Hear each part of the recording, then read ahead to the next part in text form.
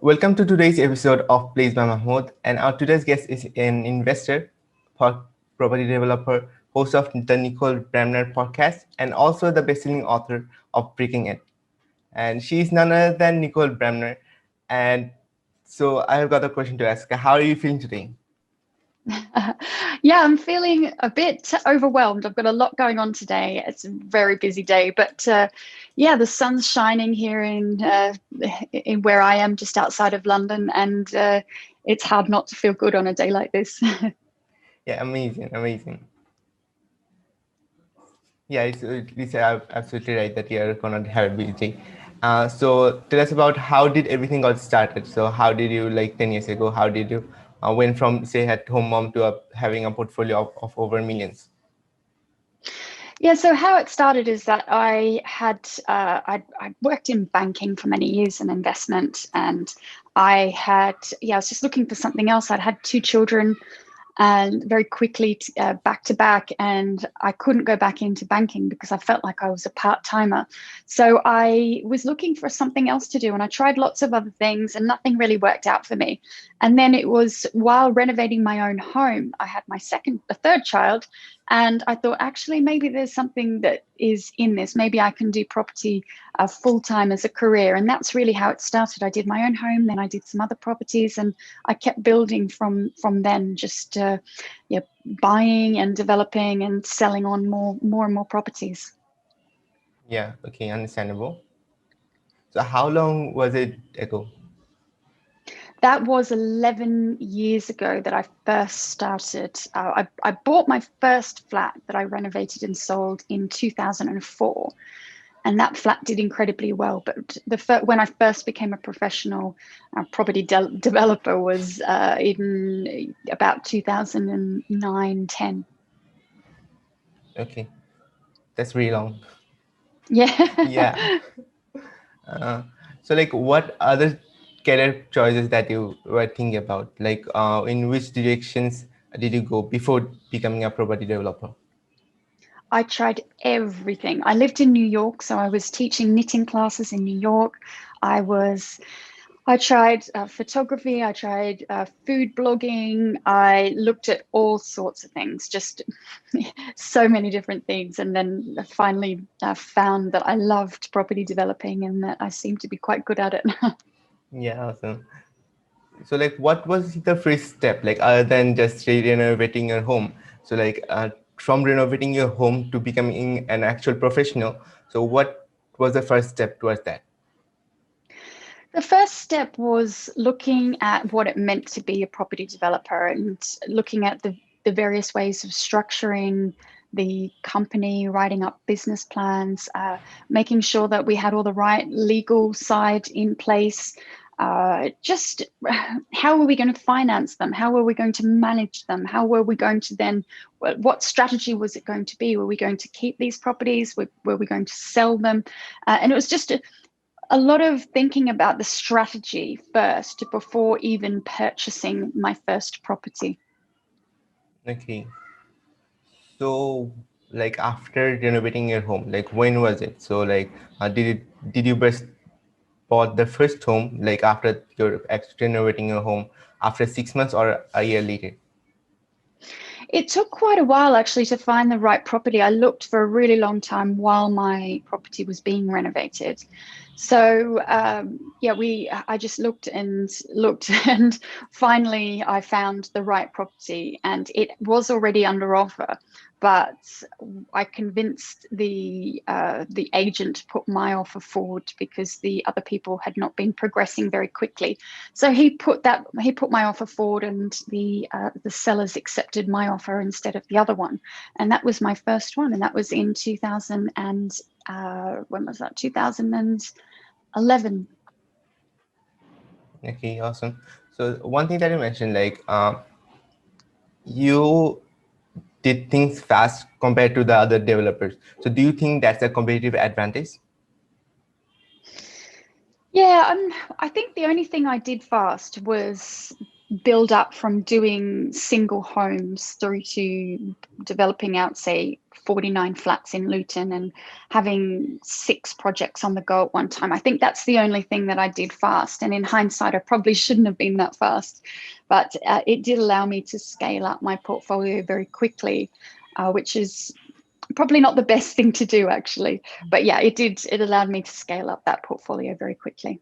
Okay. So why is it not good to scale up fast? I think that the best thing to say is that life is a marathon, not a sprint. And the whole idea is just to get to the finish line. It doesn't matter how fast you get there, as long as you get there. And there are so many property developers who don't make it to the finish line because they run out of money and are unable to finish projects.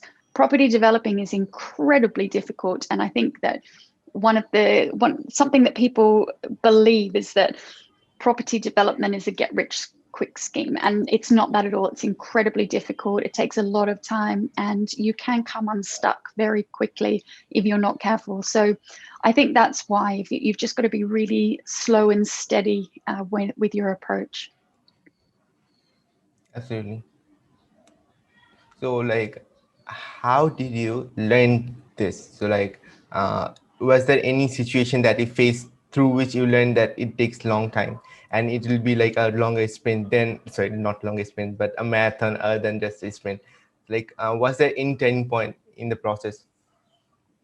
Yeah, I think that after my first few projects, when I went over budget and things started to crop up, such as sales were taking longer, it was harder to sell properties. I realized I was very fortunate with my first properties that I renovated and sold because the market was moving very rapidly and increasing. And I was not going to be so lucky with the later properties that I did. That this is a market, it's cyclical, and you have to be aware of that. So it was really just from my own experience and making mistakes and realizing, okay, I did this incorrectly. This is not what you should do. You should be doing it another way. And as soon as you realize that, then you can, you can take the right steps to make sure that you don't make those same mistakes again. Absolutely, learning from the mistakes that you make. Yeah. Yeah. So one thing though, so like, how important do you think is uh, the importance of, like, let's say, the strategy, or like that having the financial knowledge to actually come in property development business? Yeah, it is. It's very important to be prudent when you're working out a strategy and also working out the finance. And it's very, very important because if you run out of cash, then it doesn't matter how good you are at property development, you're going to run out of cash. And so it's just that is the most important thing. With the strategy, while it's very good to have a strategy in place, what you also need to do is be incredibly nimble to be able to change that strategy if circumstances change. So for me, on one particular project, I have always bought, renovated, and sold properties. But on one particular project, we just couldn't sell it for the right price. So it was about then thinking, okay, my strategy is to sell, but we are now going to need to do something different. And that's when we looked at holding that particular property and renting it out.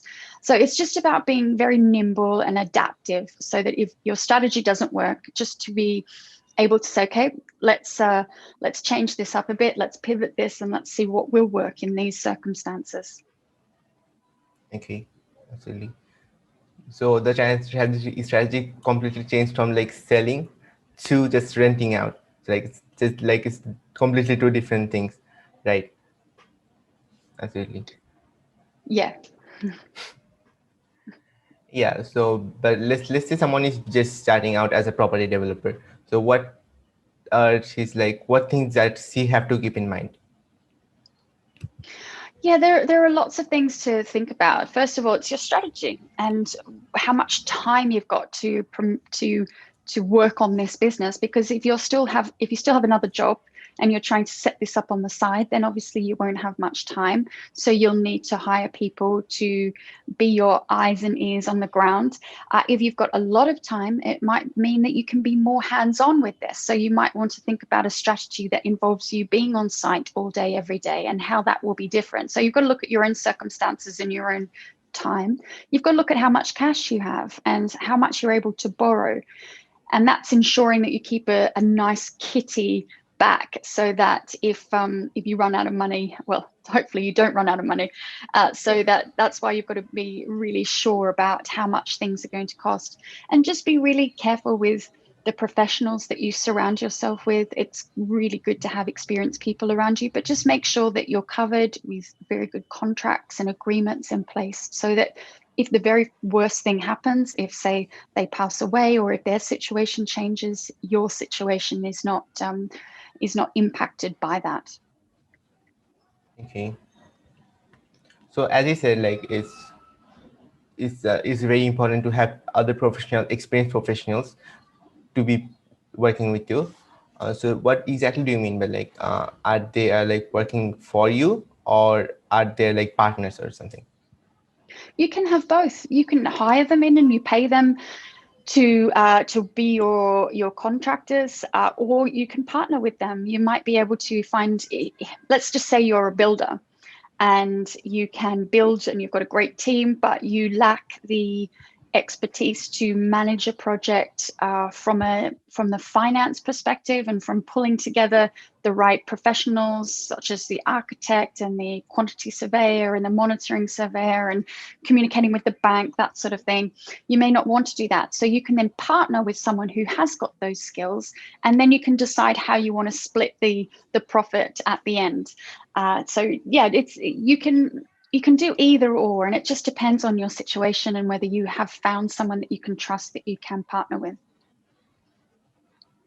Yeah, most of the topics are extremely new to me. Yeah. Yeah. So I'm like maybe a relative of mine is into property development, but I actually have no idea about it. Mm-hmm. Yeah. Uh, so other than that, so what exact steps? So let's say if there are 3 steps that I need to take. Let's say I'm turning into a property developer. So like I need to take 3 steps to become a property developer. So what would that be? The first one is decide what strategy you have for what you want to do, whether you want to buy, renovate, and sell, or whether you want to buy and hold. You might want to buy and hold and have a holiday house or something like that you rent out to people. So that's the first thing.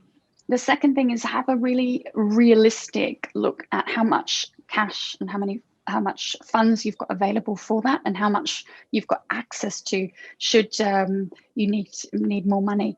And then thirdly is just to start looking at properties, and keep a spreadsheet of every property that you can see that you think would be suitable for you and your strategy.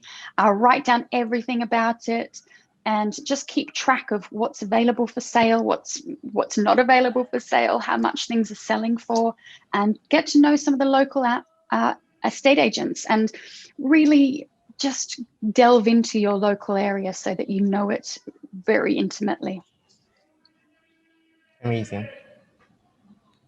So like let's say you are starting out. So how much fund do you need to actually start out to do property development? Much more than you think you need is the answer. That's really, really hard to answer, because it depends where you are. You can buy some houses in the north of England for £5,000. You can buy some properties in the southeast and other places for £5 million. So it depends how much you have. So it's very, very difficult. But I think the answer to that is much more than you think. And always allow yourself at least a 10% contingency. So a 10% fund of additional money that you don't believe you will need. Just allow that. So if things do go wrong, at least you have that, because you are always going to use that 10% and need more. So that is a given. So always have at least 10% more than what you need. Okay. So let's say let's say a new property developer is starting out in London, so where you are.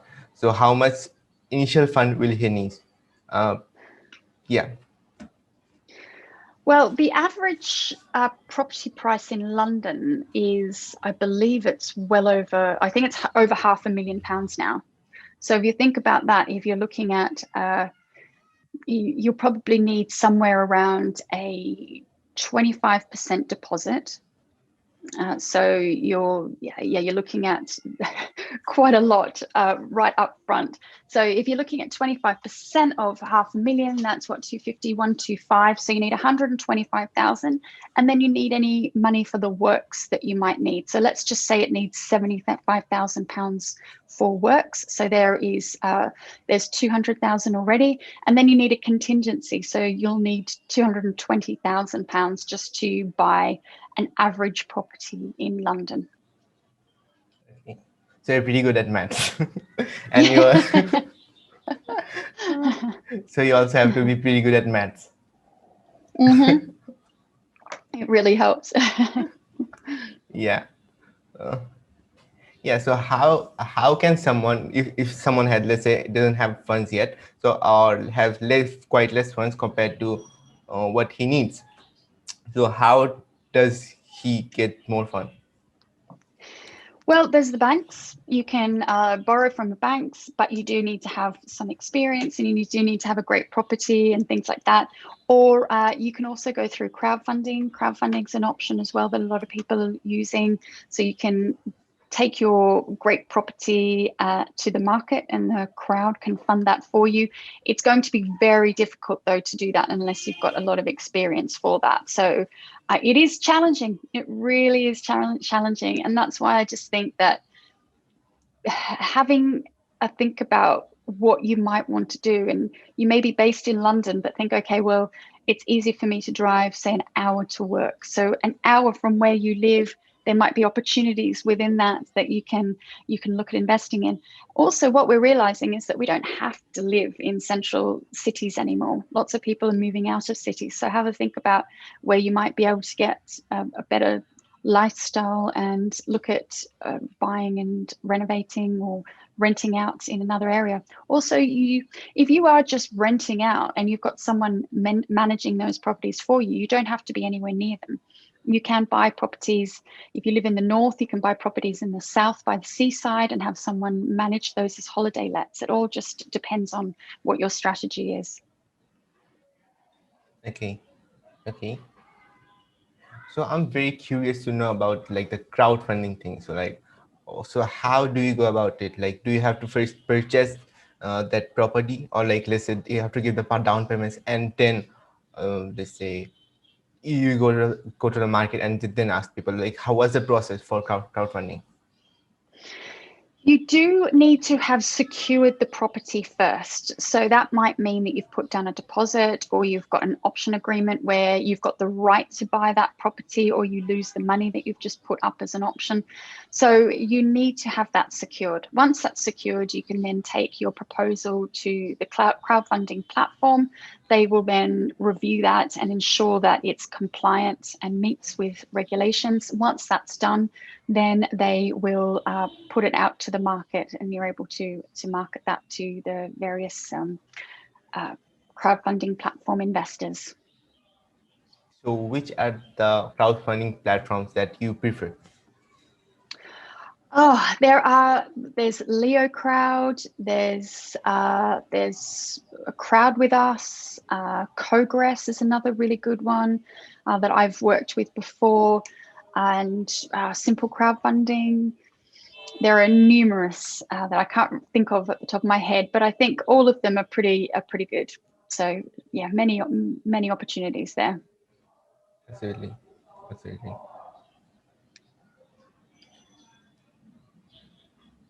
So like where, so how much does, like, what percentage do you have to give to, like how does share works in the crowdfunding process? It can work any way you want to set it up. There are no, I think with crowd property, that's another really good one. They'll just pay you a fixed amount. So I think they'll pay you, if you're an investor, they'll pay you 6% or 8%, I can't quite remember, percent return on your money. And if you're an investor, if you own the property and you're going to them to raise money, then you have to pay Crowd Property 10%, and then they keep the 2% and pay the other 8%, or I think it is, out to the crowd. So it depends on the platform. It depends whether you're raising debt or equity, and it really depends. You can structure this any way you like, depending on the crowdfunding platform. Okay. So what's the difference between like raising debt and equity? Like what's the difference in those two? Yeah, so debt ranks first when it comes to having a security on the property. So let's just say, in the unfortunate position that you're winding down the company, or even if you're paying back your investors, debt is more senior, so it is paid out first, and then equity. Debt, they don't own a slice of that company, but they have a security on the company, if that makes sense. Whereas the equity holders own the property, they are shareholders. So they do actually have a share in that property, and their return is based on the return of that company. So does that make sense? Where you've got the debt don't own the company, but they'll have a security over an asset, and they get paid back first, whereas the equity own a slice of that company and they get paid back second after the debt. Yeah. Okay. So they're just legal partners, let's say, like for the equity owners, and Mm-hmm. they every year they take funds, less part of the profits and anything that we earn. Yeah. Yeah. Uh, so if the property does well, so like how, I'm not gonna ask how much, but so does every single one is assured that every single owner person who actually uh, paid the debt, like you got funding from debt, so every single person gets their every penny back? No, you have no idea. It's a high risk investment, and you can lose every penny that you invested in, or you could get a return. No one can guarantee that unless there is a guarantee. If you're a debt holder, you can put in a claim to get back some of the money that you put in if there are any assets within the company. If there are no assets in the company, you can't get any back. So really, property is a high risk investment, and it needs to be viewed as a high risk investment. So you can lose everything that you put in. Okay, I'm getting knowledgeable. Good. Yeah. So like when you started out, like which were the important elements that you missed? I think that I was probably a little bit too trusting of various partners that I had. I thought that they were doing things that they weren't doing, so they weren't carrying out their part of the project. And I think that we didn't have the right systems in place, so reporting systems and things like that. Just having really good apps that you could use to keep track of progress on site, of inventory, working capital, and those sorts of things. So these were some of the mistakes that I definitely made in the beginning and won't be making again. Yeah, so those two are first at first are basically having good partners who you can completely trust, and then it's having proper systems or like using applications to manage all these things. Yeah. Yeah, absolutely. So I yes, these are very important things. And so other than that, so like what's would be your mission in life, let's say? So yeah. Yeah, I think that I've worked really hard over the last 25 years since, and beyond that, even from the time I was allowed to work, I've worked really, really hard, coming up to 30 years. And I'm I'm realizing as I get older that there's more to life than work, and there's more to life than making money. So over the next couple of years, I'm hoping to wind down and not do so much work, and just really make what I do count and make it be things that I really enjoy and I want to do, like my podcast.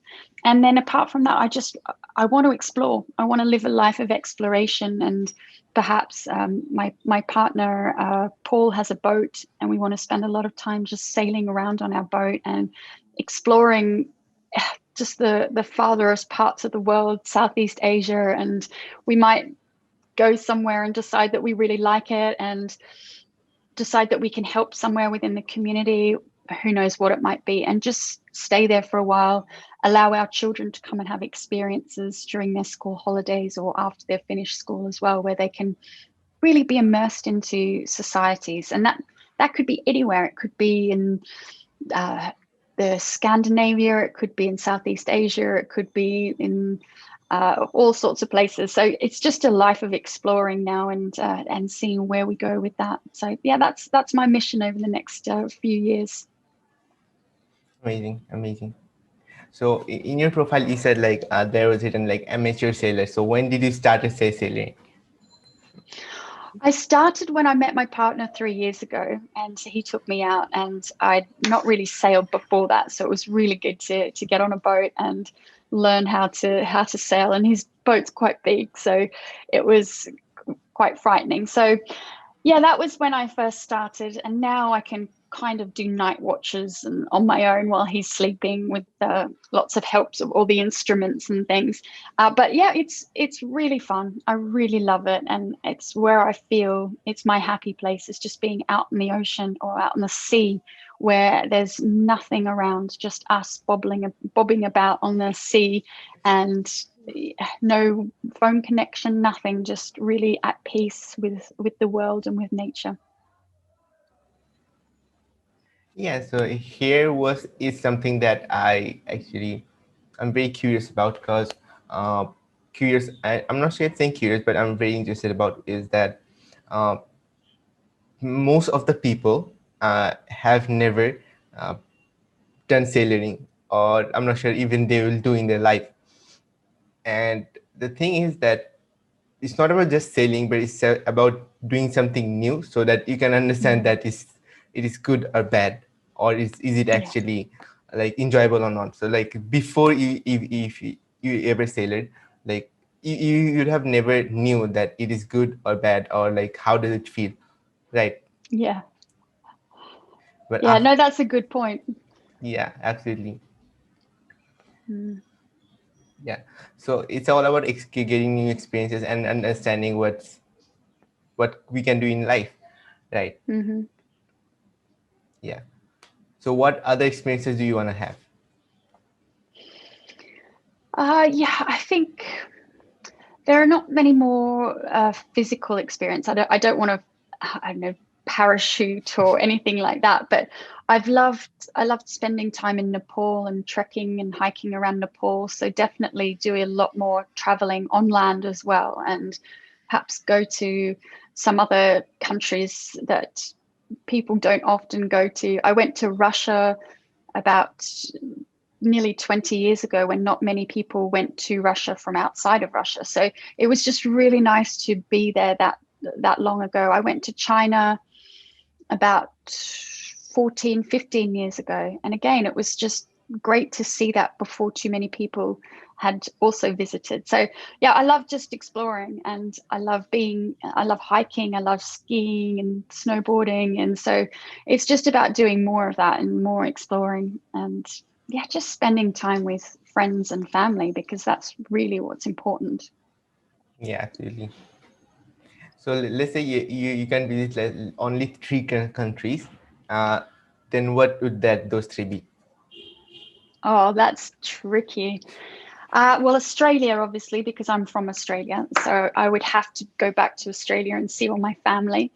Where else would I go? Maybe Greece, because that's cheating a bit, because there are so many islands in Greece. So you could sail around the Greek Isles and never ever get bored, because you'd always be seeing. So that's cheating a bit, isn't it? And what's the other one? I think England. Yeah, I love England or the UK. I can say the UK because it's bigger. So there you go. Australia, the UK, and Greece. Yeah, and there were two teachings anyway, but doesn't matter. Yeah. Yeah. So I actually never traveled outside my country before. I'm hoping Mhm. to. Yes. Yeah. So and also like, why don't you want to try skydiving? Oh, I don't like adrenaline. So anything that gives me adrenaline, I don't like. I don't like that feeling of being scared. So I don't like heights, and yeah, I just don't like that. No, it might be fun, like It I'm might also, be, yeah. Yeah, it might be like sailing. After that, you like to fly in the sky. Who knows? maybe. Yeah. So I want to skydive, but like I'm like you a bit. Like I'm scared of heights a lot, but I love like doing things that scare me. Yeah. Yeah. Yeah. So let's go to another topic. So also let's say one, what would be like one um, misconception that you want to debunk of your industry? Definitely that there are probably two. Number one is that it's a get rich quick scheme. It is not. It takes a huge amount of work and a huge amount of time to become successful and to make money in property. And even then, there are not many people that make a lot of money. It's just another job. And the second thing is that lots of people say that you can start with no money, that you use other people's money, and I don't believe that. I think you need to have your own money.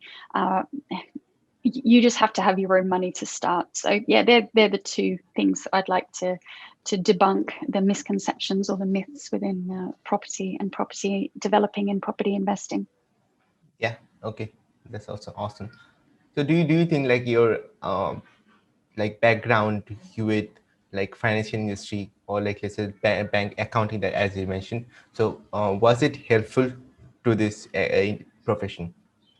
Yeah, definitely. Having a knowledge of finances and being able to put together a financial plan and a business plan for your company is just invaluable no matter what company you're going into. So, yeah, very important to have a knowledge of finance. And you don't have to have the right edge. You don't have to have a background in it, but what you can do is educate yourself. And I love doing courses and just learning things. So go and do a basic accounting for a business a course so that you can learn that and just learn how to read a balance sheet and a profit and loss statement and how to put together a financial plan for your company. And if you can't, make sure that you've got a very good accountant who can do that and will take the time to explain it to you so that you do understand, because it's incredibly important to understand that.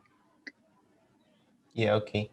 So like are there any books or courses, specific courses that you would suggest to the people who don't know about anything financial, or let's say on accounting? It's like, are there any specific books or let's say courses that you suggest doing them? No, not that I can think of right at the moment. I think that if you just go onto Amazon, you'd be able to find so many books on property finance and cash flow planning and accounting for dummies, for example. That would be a really good place to start. Those sorts of books would just give you a really good grounding in those, and then you can go on and find more books that are perhaps more advanced on the accounting side and on the finance side, but just learn the basics. And it's hard to know what you don't know if you don't know it, so just go and learn those things and see. But be careful with courses, because a lot of people put out these property courses and they make more money from the courses than they do from property, Property. because they're not actually in property, they're in selling courses. So just be a bit careful, and some of them are excellent, and I'm sure, I've not done any, but just be a bit careful with those. And I think that your local colleges and online learning centers will have some very reputable and good courses that people can do. Okay, that's a good suggestion. Yeah, so I got in branding like through mainly books. like I have a branding company, and like I learned almost everything through books. Though like I'm pretty weak on like creating financial plans yet, Yeah. like still now, but like I'm learning. So that's a good, Yeah. very good place to start. And the one question here is like, what is learning and education to you? Yeah, it's very important to keep yourself updated and learn and continue to learn. So at the moment, I've just enrolled in an interview skills course through a local journalist online provider, and it's learning from a very experienced interviewer, TV presenter on how to interview really well. And I'm looking forward to that because that will improve my skills as a podcaster and it will help me just be better at what I love doing. So I think it's important. I'm about to sign up for another one on writing effective newsletters. So it's just, I find things that interest me and then look for courses on them and trying to find a little course that I can do over maybe a day or 2 days or a couple of weeks or something and look at doing those. And I love that because it helps me just learn new skills. And I've done dozens of little courses like this on all sorts of things. And I think they're great. They're really good to do. Absolutely. So like, why did you started like the Nicole Bremner? Sorry, sorry if I pronounce the name wrong. Like Yeah, anyway, that's fine. yeah. Why did you started the podcast in the first place? The reason I started it right in the very beginning back in 2017 was that I had very interesting conversations with people, and I'd have these conversations and think, wow, I wish that other people could share these conversations with me. It's just so interesting. And so that's when I started. And there weren't many podcasts around at the time. So it was very easy to get listeners. I had thousands of listeners a month because there just weren't that many podcasts out there. So that was really good. Now it's much more competitive and there are so many more podcasts out there. So it's much harder to get listeners. But still, it's something that I really enjoy doing. And I just like sharing the conversations that I have with people. And I learn something from every single conversation that I have. So it's something that I enjoy. And I don't make any money from it. I've got nothing. I don't sell anything. I don't sell courses. I don't sell anything. My book doesn't make me any money. So all I want to do is just do something that I enjoy. And for me, podcasting is something that I enjoy. That's really amazing. Yeah. So like, so as you said, like, tell us about your book. So tell us about your book, Breaking It. So why did you write it? Yeah, again, I wrote that in 2016.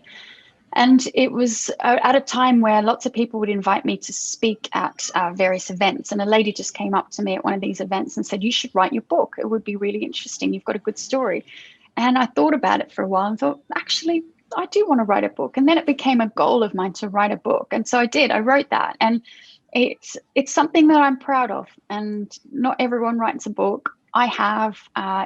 It's yeah, it's a good book, I think, and lots of people have bought it, and lots of people say the same. So for me, it's just yeah, it was just something that I really wanted to do, and I'm proud of myself for doing it and following through and putting it out there. Yeah, absolutely. So I'm also writing a book right now, like not right now in a sense. So I started like in last year in like December, and I wrote a chapter or so, and just stopped it from is there. Oh, I'm not good. sure when. What's it about? It's about like a weird mix of branding and marketing. Because like I didn't find any books which were clear about this concept. Mm, Where so like like there are two spectrums of like let's say marketers or brand strategies. So one like the marketers or like the today's digital marketers were always saying like marketing is only the way to like you don't need any like let's say branding and stuff, and you just market and you sell. Like that's what mm-hmm, marketers were saying, and brand strategists were saying just you don't need any marketing and you just need branding. So I wanted to have a common ground where you need both but in mm-hmm, different scenarios, so that you can make the most out of it and it's the most like the fastest way. So I was starting like doing that, writing about that. But also like after that I got into business a bit more, and yeah, so like I stopped writing it. I hope hopefully I will finish it by the end of this year, Hmm. maybe, but it depends. Let's see. Yeah. Oh, well, good luck. Good luck. I'd like to read it when you're done. Yeah, absolutely, I'll let you know. uh Yeah. yeah, so we are all like almost at the end. So so where can our listeners find you online or offline this The time? Yeah, well, the best place is NicoleBremner.com. And there you will find all the links to my social media. You'll find the links to, my podcast and my book and everything else. So, yeah, NicoleBremner.com. Yeah, so you can spell it for us so they can use it. Sure, it's NicoleBremner.com. Yeah, awesome. So we will have the links with it as well. Hmm. But yeah, also that helps. So again, thanks a lot for coming on the podcast. And like I don't have a perfect way to end the podcast, so I'll let you have the shape. Well, thank you very much for your time. I've really appreciated it. And I hope that that's given everyone a good insight into what it's like to be a property developer. Thank you. Yeah, awesome. So that was a perfect way to end the podcast. And thanks again for coming on the podcast. And that's how we end it. Bye.